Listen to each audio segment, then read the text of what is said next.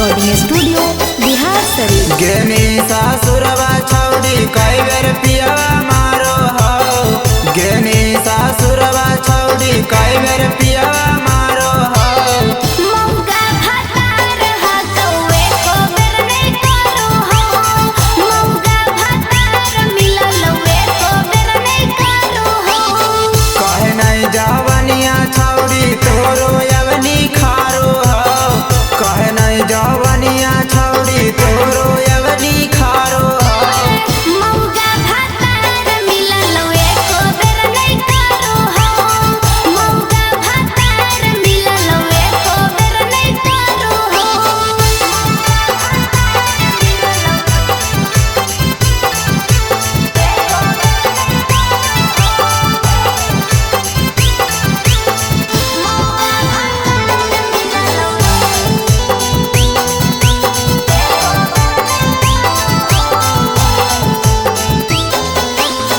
पहले रतिया तोर पियावा कैसे कैल को प्यार गे।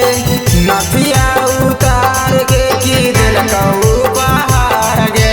हे रे अरे कैसन भातार हालै कोरा नहीं सुतल कई रे। चढ़ल जवानी के अगियो नहीं बुतल कई रे।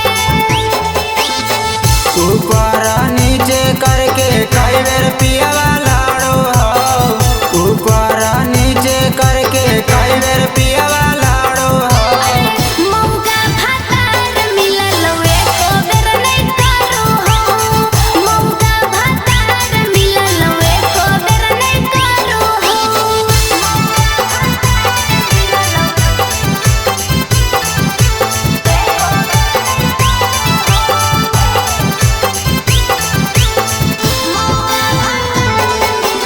Mixed by Sonu Yadav।